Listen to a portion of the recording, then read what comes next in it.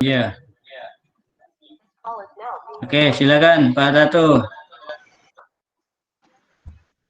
Oke. Assalamualaikum warahmatullahi wabarakatuh. Selamat malam dan salam sejahtera untuk kita semua. Malam. Selamat malam. Apa kabar semuanya? Sehat? Baik, Sehat, Pak. Pak. Sehat, alhamdulillah. Alhamdulillah. Oke. Bu Maria kayaknya sudah enggak ada nih. Terlempar tadi udah masuk Pak dia, Pak. Kayaknya jaringan dia, Pak. Udah terlempar ya, oke, enggak apa-apa. Mungkin. Mungkin pengaruh jaringan. Oke, saya Tato dari SDN 17 SP2C Pau, Kecamatan Sepau, Kabupaten Sintang, ingin mempresentasikan pengajaran yang sesuai dengan capaian dan tingkat kemampuan. Untuk sebelum itu dilaksanakan, saya mau absen dalam kegiatan ini. Pak Fahrudin gimana? Hadir. Hadir, Pak. Oh, hadir. Siap. Pak Solihin? Siap. Siap, Pak. Hadir. Monitor. Oke. Oh, boleh di-scroll ke atas, Pak?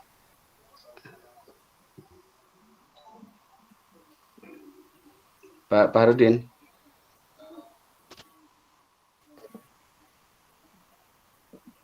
Pak Fahrudin?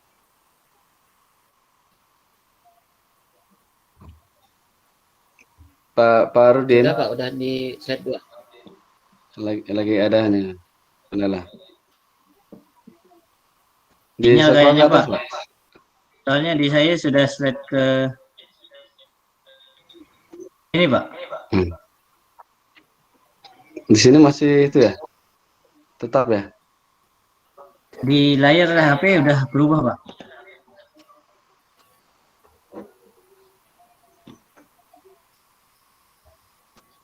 Oke, diulang, Pak.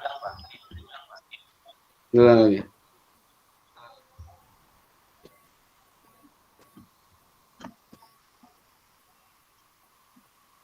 Oke, gimana, Pak?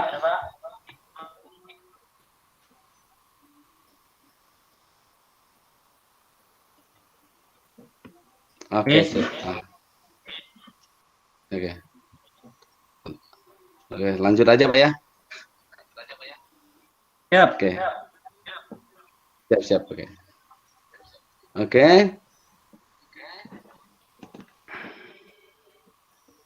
Pernahkah Anda, peserta didik Anda, mengalami kesulitan saat mengerjakan tugas yang seharusnya sudah dikuasai olehnya?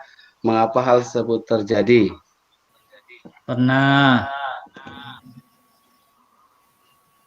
Tentunya jawabannya pasti. Nah. Gimana? Untuk pelayanan tadi memiliki banyak faktor masalah, namun salah satu yang bisa menjadi akar permasalahan dari kejadian tersebut adalah level tingkat capaian ataupun kemampuan yang peserta didik tersebut yang belum tepat capaian belajar yang diharapkan. Pembelajaran yang tepat untuk peserta didik harus disesuaikan dengan tingkat kemampuan dari peserta didik tersebut.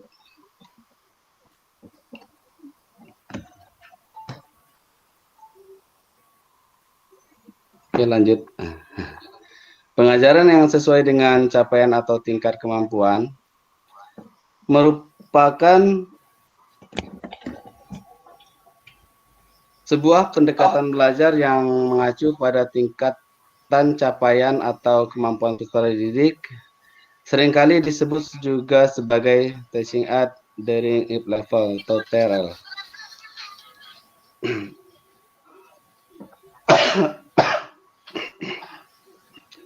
Pendekatan belajar ini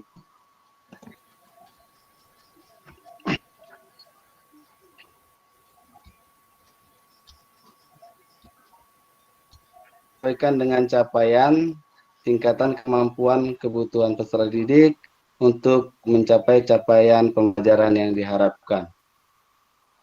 Ini adalah bentuk implementasi yang sesuai dengan filosofi pendidikan Ki Hajar Dewantara dengan memperhatikan capaian tingkat kemampuan kebutuhan peserta didik sebagai acuan untuk merancang pembelajaran, maka kita melakukan segala upaya kita untuk berpusat pada peserta didik.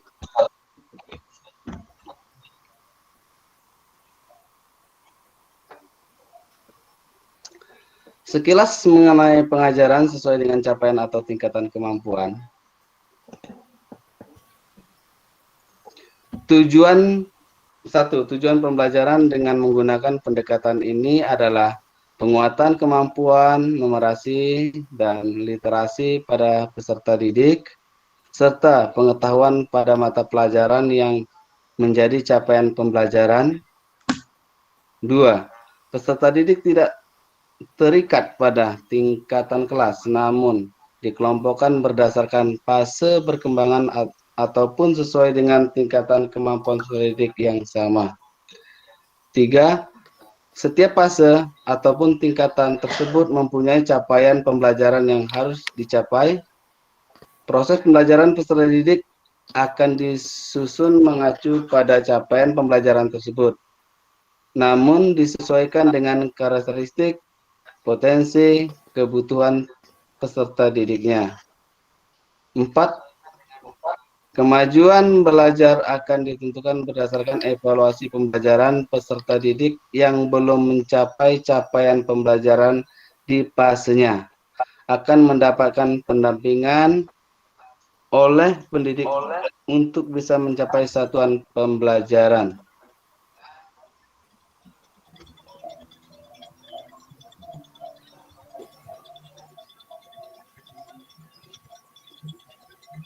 Oke. Pengajaran sesuai dengan capaian atau tingkatan kemampuan. Pendekatan ini sudah digunakan di beberapa negara, antara lain India, Kenya, Australia, dan sebagainya. Pada penelitian hasil studi di India, dari 200 sekolah yang mengikuti program melatih kemampuan membaca, terdapat peningkatan 19% jumlah peserta didik yang mampu membaca paragraf singkat atau cerita. Peserta didik pada awalnya dikelompokkan sesuai dengan tingkat kemampuannya terlebih dahulu, lalu diberikan pengajaran selama 1 jam setiap hari sesuai dengan tingkatan kemampuan mereka. Hal serupa juga terjadi pada studi serupa lainnya di India. 484 sekolah dan hanya dalam 50 hari terjadi peningkatan jumlah siswa yang mampu membaca paragraf singkat atau cerita sebanyak 33%. Sumber.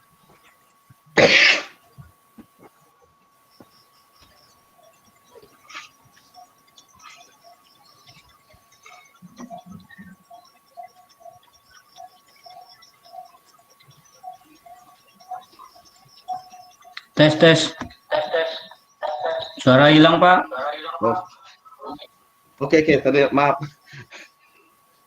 Tahapan dibagi menjadi 3, asesmen, perencanaan, dan pembelajaran.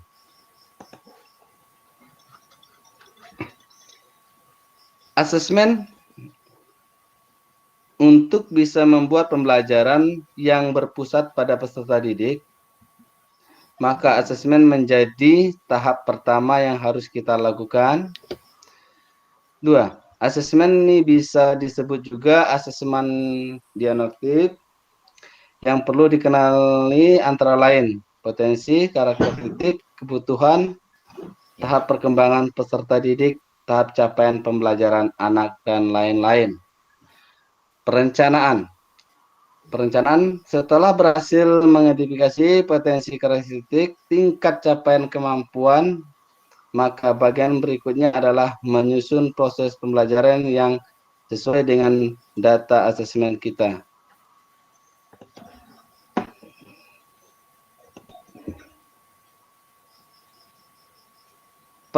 Perencanaan ini juga termasuk pengelompokan peserta didik dalam tingkat yang sama. Dengan penyusunan pembelajaran yang sesuai dengan capaian ataupun tingkat kemampuan peserta didik ini, maka ini menempatkan peserta didik sebagai pusat utama pembelajarannya, sesuai dengan filosofi Ki Hajar Dewantara. Pembelajaran. Selama proses pembelajaran ini perlu dibuat adanya asesmen. Asesmen berkala untuk melihat proses pemahaman murid, kebutuhan kemajuan selama pembelajaran atau bisa disebut asesmen formatif. Adapun asesmen formatif sebagai proses evaluasi tercapaian pembelajaran di akhir suatu pembelajaran juga diperlukan untuk membantu pendidik merancang proyek berikutnya. Oke, ini di sisi terakhir untuk menerapkan pendekatan pengajaran ini apa hal-hal yang harus kita lakukan? Mungkin ada yang bisa itu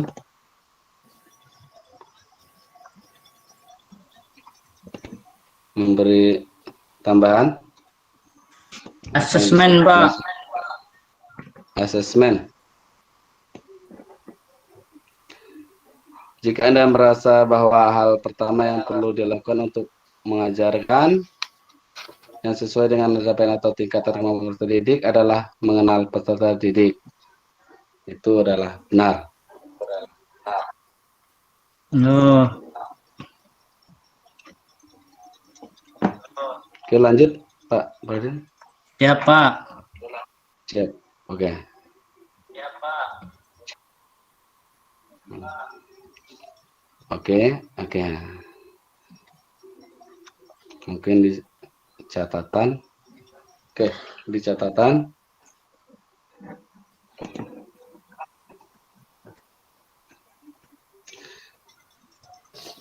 Ingat bahwa semua anak itu unik. Tidak ada satupun anak yang sama, anak kembar pun mempunyai DNA yang berbeda, tentunya masing-masing anak mempunyai pendekatan yang berbeda pula dalam belajar. Apa yang dikenali terkait peserta didik pun juga beragam, tidak hanya terkait dengan gaya belajarnya juga bisa berupa sesuatu yang sifatnya non-konektif, contoh kesejahteraan, psikologi, ataupun konektif.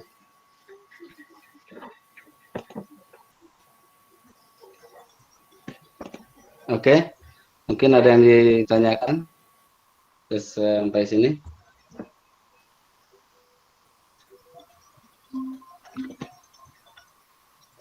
Cukup, Pak.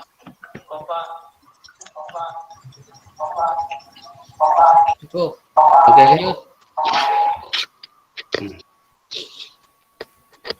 Lanjut, Pak. Oke. Sudah. Mohon maaf tadi maklum matanya ini kurang jelas juga, jadi tulisannya terlalu kecil. Oke, Pak ya.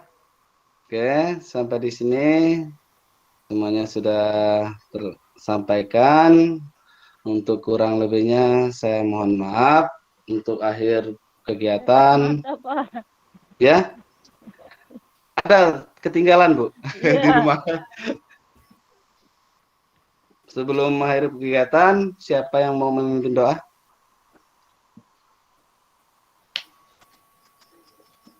Saya, Pak. Pak Farudin, silakan. Oke, Pak. Baiklah, kawan-kawan, sebelum mengakhiri kegiatan kita pada hari ini, marilah kita berdoa menurut agama dan keyakinan kita masing-masing. Semoga apa yang kita lakukan menjadi berkah untuk kita semua. Berdoa mulai.